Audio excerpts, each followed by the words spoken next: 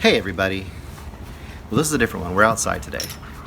Rosemary's here, so you might see her squeaking, you might see her jumping around, trying to play because she's a dog and it's outside and it's fun. But it shouldn't be as echoey, and hopefully give you something a little different to look at. You know, we're not able to get out much these days with all the craziness, so even outside in the backyard's kind of fun. I have two things to bring to you today. The first is the FX. Hey, watch out! This dog's getting in trouble down here. Okay. The first thing is an FX Hulu series called Devs. Devs is short, I think, for developers or development team. It is the newest creation from Alex Garland. And Alex Garland, if you don't know who he is, he created Ex Machina, and he also directed Annihilation. And similarly, this is all about technology. There's some mind-bending aspects to it. It's definitely hard sci-fi like those other two, which is really refreshing in a day when you just have Star Treks and Star Wars and all those kind of sci-fi. It's good to have something that's really more on the line of like Black Mirror. And I think this is definitely more along those lines, where it's like it's dealing with real quantum theory that actually is out there, and it's just kind of extrapolating that slightly forward and seeing where that could possibly go. So even though it seems far-fetched, it's all based on actual quantum theory that's going on now. So what is it? It's a story about some people that work at a Google-esque sort of tech firm just north of San Francisco, and they have a guru-like leader of the firm, and the place is called Amaya, which is named after his dead daughter, which has a big impact on the story. In fact, the most dominant visual thing you see in the first few episodes, and every episode after that, is there's this giant statue of his daughter, and she was like a toddler. So you have this giant toddler, like 10 stories tall, sticking out of the trees where this complex is, up just in the Redwood area, just north of San Francisco. So it's just a striking image, and it's creepy, and it's weird, and it just makes you wonder, like, what's going on here? Well, shortly on in the series, you will learn that there is, within this pretty already secretive tech firm, you have the super secret subset called Devs, which is its own little building, which has a very secret development study going on in there. You will learn what they're working on within the first couple episodes, which I do not want to reveal here because that's fun to find out. But it's very secure and very rare that even the employees of that company get to be an employee within that complex of devs. So that is kind of the key for the series. Now, it's got mind-bending aspects, as I said. It has to do with quantum mechanics and what they're studying and what they're trying to make happen. But it also has more of a thriller, whodunit, drama aspect to the whole story as well, because there's some really nefarious activities going on surrounding this devs unit, which I will not get into either because it's fun to find out. There is a great villain in here, in the character of Kenton, who is the security guy at Amaya, and then there's some other really good characters as well, which I will not really go into. I would just say, go, if you have Hulu. There are 6 of the 8 episodes available, so you can actually binge it now, and then watch the final 2 episodes of this 8-episode season coming up. It's one of the best series that I've seen in quite a while, so I would highly recommend Devs. For me, it's in that 4.5 star range so far. If it can nail the ending, it might cement itself definitely as one of the better kind of prestige TV series that I've seen in a long time. So, what is the other thing I saw today?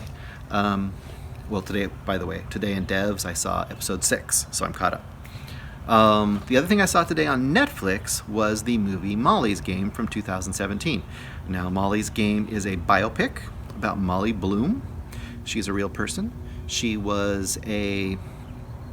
started out as an Olympic-bound skier, and then she had a terrible crash, busted up her spine really bad, and wasn't able to ski anymore, and then went on to become the most notorious high-end secret poker room runner for celebrities and the very rich in the last decade or so. And it kind of basically follows her character and kind of her rise and how she became powerful there and kind of her downfall and just the court thing around it. And it goes back and forth in time and gets into her, her psyche and kind of what led her to where she was at. It's Aaron Sorkin directed it. I think it's the first thing he directed, so it's got that real snappy dialogue, really fast-paced, bantery kind of dialogue he's known for. He's also really known for political stuff. He did like The West Wing, and I think he wrote like the Social Network and a bunch of other stuff like that. He's always into kind of real-life, sort of current eventy kind of things. But here he kind of brings an air. It's almost a Goodfellas light sort of feel to it. So you've got that voiceover. And Jessica Chastain, who plays Molly, Idris Elba is her lawyer.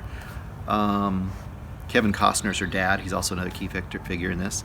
But Jessica Chastain is amazing in it. She does the voiceover, and it's very much like Goodfellas, where they'll go into a scene and she'll be talking about all the characters in the scene and what's going on. And it kind of has this really fast-paced cut, like what's happening and all the jargon of gambling and all this stuff.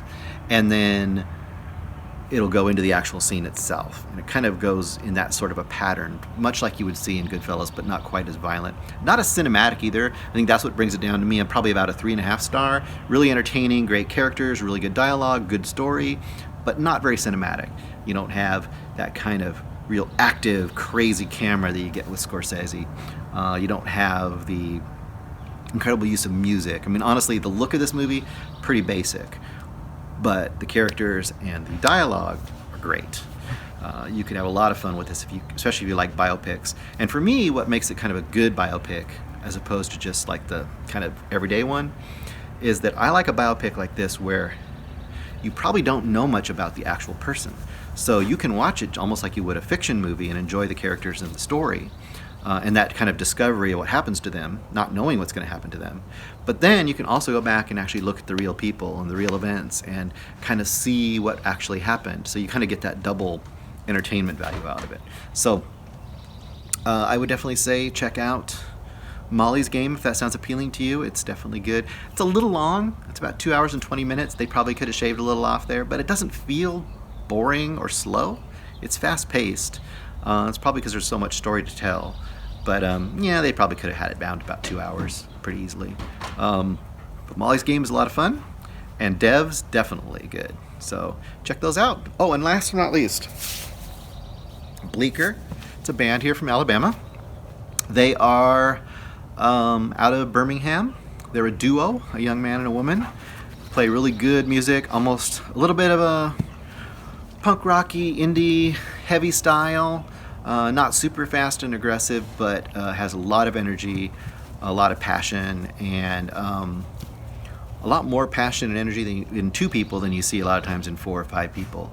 I think they're going to be doing some streaming concerts too during this period of quarantine and stuff, since you can't play anywhere. And I'll put a link down below for their webpage, and you can get more information about Bleaker. And if you want, go out and buy some of their merch or buy their, their CD. They're a really good band, so hopefully you check out Bleaker. And I will come back tomorrow with some more things to watch during quarantine. See ya.